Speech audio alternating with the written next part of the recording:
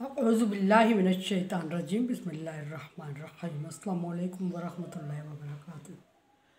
सूरह फुरकान है मेरे सामने और सूरह फुरकान की आयत नंबर 71 है, पारा नंबर 19 है और रुकू नंबर 4 चल रहा है। आयत नंबर 62 से लेके अल्लाह तबारक व तआला ने नेक बंदों की खुसूसियात बयान फरमाई और फिर उनके इनामात। इससे पहले अल्लाह तबारक व तआला कुफ़ार और मुश्रिकीन से मुखातिब होके उनके सारी बुरी सिफ़ात बयान फरमाई और फिर उनके हिदायत और राह रास्त के इंतज़ामात को ज़िक्र किया। फिर फरमाया कि वह हिदायत और राह रास्त पर नहीं आते। काफ़िरों के लिए फरमाया कि वो तो हैं ही ना मानने वाले, और फिर मुनाफिकों और मुश्रिकों के लिए वईद फरमाई और अल्लाह तबारक व तआला ने उन्हें दलाइल नकली दे के समझाने की कोशिश ज़िक्र की। और नबी सल्लल्लाहु अलैहि वसल्लम को तसल्ली देते हुए फरमाया कि आपसे पहले पैगम्बरों के साथ भी उनकी उम्मतों ने, उनकी कौम ने ऐसा ही किया है। और ना मानने वालों के लिए अज़ाब का ज़िक्र किया और मानने वालों के लिए वक्तन फ़क्तन अल्लाह तबारक व तआला ने खुशखबरियाँ भी ज़िक्र की।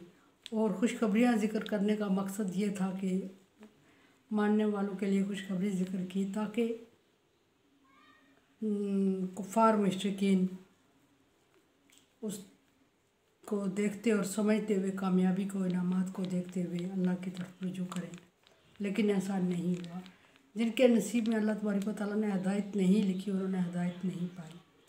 उसके बाद आयत नंबर 62 से अल्लाह तबारक व तआला ने नेक बंदों की ज़िक्र फरमाया और फिर नेक बंदों की क्वालिटीज़ या सिफ़ात ज़िक्र फरमाई कि ज़मीन पर अकड़ कर नहीं चलते, जाहिलों से मुखातब होते हैं, सलाम करके अलग हो जाते हैं, रातें गुजारते हैं अल्लाह की याद में यानी सजदे और क़याम में, और वो अज़ाब से बचने की दुआ करते हैं। और फिर जहन्नम का ज़िक्र कर किया और फिर फरमाया कि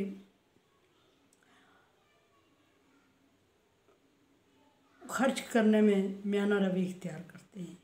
इकनॉमिक्स का एक उसूल ज़िक्र फरमाया कि मियाना रवि करते हैं, ना ज़्यादा फजूल खर्ची करते हैं और ना कंजूसी करते हैं, और वो लोग ये क्वालिटीज़ हैं।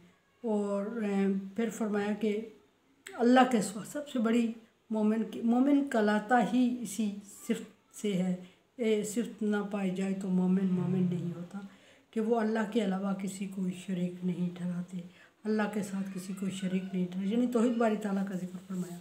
और अगर तौहीद बारी ताला ना पाई जाए किसी बंदे में तो मोमिन कहलाने का मुस्तहिक नहीं होता। तौहीद बारी ताला पर ईमान ना लाए तो अल्लाह के अलावा दूसरों को शरीक नहीं ठहराते और कत्ल नहीं करते, बेनाहक कत्ल नहीं करते, और फिर फरमाया कि ज़ना नहीं करते। और जो शख्स ये अल्लाह की नाफरमानी करते हुए ये सारे काम करता है तो वो बहुत बड़ा बोझ अपने ऊपर लाद के अल्लाह के सामने हाज़िर होगा। और जब बहुत बड़ा बोझ अल्लाह के सामने ला के हाज़िर होगा तो फिर उसके लिए अज़ाब भी दुगना दिया जाएगा और वो लंबे टाइम के लिए होगा। मुसलमान के लिए हमेशा का अज़ाब कभी नहीं होता। जो उसकी सज़ा ख़त्म होती है उसको अज़ाब से खलासी मिल जाती है। कफ़ार के मुश्रिकीन के लिए, मुनकरीन के लिए अज़ाब हमेशा होता है। एक बात ये याद रहे कि हर वो मुसलमान है, मोमिन है जो अपने नबी पर ईमान लाता है, अपने नबी की शरीयत को सही मानता है और उस पर अमल करता है उस वक्त तक जब तक कोई नया नबी नहीं आता। और जब नया नबी आ जाए तो वो फिर उस नए नबी पर ईमान लाता है। नए नबी के आने से पहले वो अपने नबी की शरीयत का पाबंद हो तो वो मोमिन है और वो मुस्लिम है, मोमिनों की सफ़ में शामिल होगा।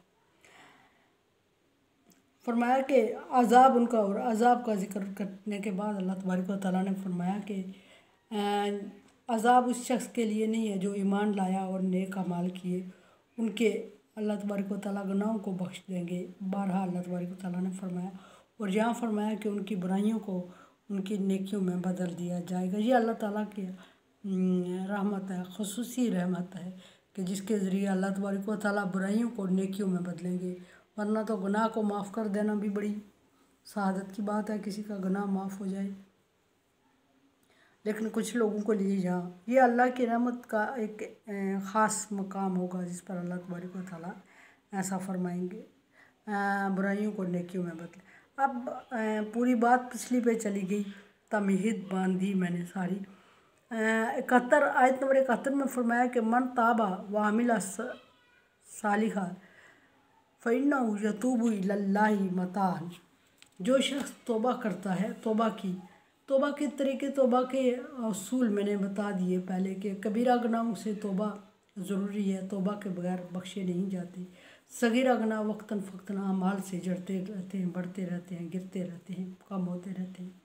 कबीरा गुनाह अगर किसी इंसान से रिलेटेड है, बंदे से, कोई बात से है, तो फिर उस बंदे से माफ़ी मांगना पड़ेगी, और उस बंदे से माफ़ी मांगना और इंतहाई मुश्किल है। पहली बात यह कि उसके जज्बात उस वक्त मजरूह हो चुके होते हैं और उसको मनवाना मुश्किल है। दूसरी बात यह कि अगर थोड़ा टाइम दिया जाए तो हो सकता है वो हम में मौजूद ही ना हो, पाया ही ना जाए। तीसरी बात यह अगर पाया जाए तो माहौल ना बने, बड़ा मुश्किल है। फिर अल्लाह तबारक व तआला ने शर्त रख ली कि पहले उससे मनवाओ और फिर मेरे पास आओ। फिर अल्लाह के पास जाके ऐसा करना होता है कि आइंदा ना करने का याद करना, तौबा करना, शर्मिंदगी का इजहार करना, फिर अल्लाह तबारक व तआला माफ़ करते हैं। और ये शराइत अगर अल्लाह से गुनाह रिलेटेड है फिर तो आसान है, अल्लाह मान जाता है। अल्लाह अक़रबु इलैहि हब्लुल वरीद इन्नी करीब उजीबु दावत दाई इज़ा दानी फलयस्तजीबू ली वलियुमिनू बी।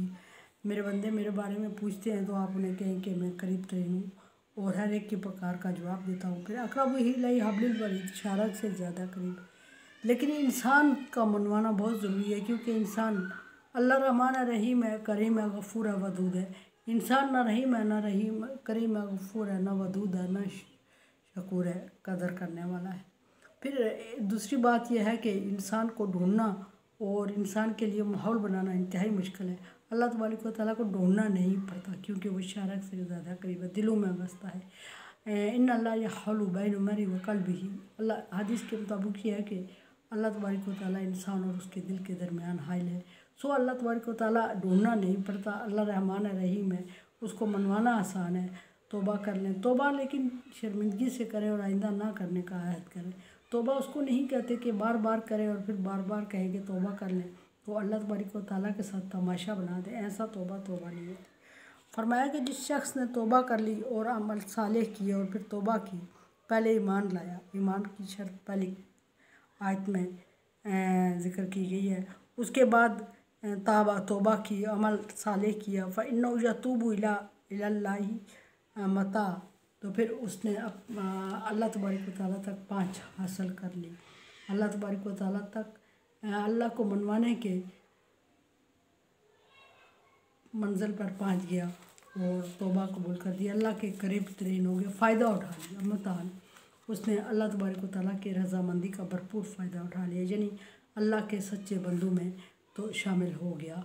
और पीछे अल्लाह तबारक व तआला के सच्चे बंदों की निशानियाँ बयान हुई थी। तो फरमाया कि गुनाह की ज़िक्र नहीं हुआ कि गुनाह किया ही नहीं, फरमाया कि गुनाह किया और उसके बाद तौबा कर ली और तौबा के बाद वो अमल छोड़ दिया। अमल छोड़ देना इंतहाई मुश्किल होता है, बुरे अमल किसी में पड़ जाए बंदा, उसको छोड़ना बहुत मुश्किल होता है। और वो अमल छोड़ दिया उसने और फिर तौबा की नेक अमल शुरू कर दिए, तो वो अल्लाह तबारक व तआला की कुर्बत को हासिल कर गया। कुरान समझे, देखे समझे और सब्सक्राइब करें और सदका जारिया में मेरा साथ है। अल्लाह तबारक व तआला का हुक्म तावन अला बिर्रि व तक़वा, नेकी और भलाई के कामों में अल्लाह तबारक व तआला से तावन कर नेकी और भलाई के कामों में अल्लाह का हुक्म है कि नेकी और भलाई के कामों में तावन करे, सो तावन करे अल्लाह।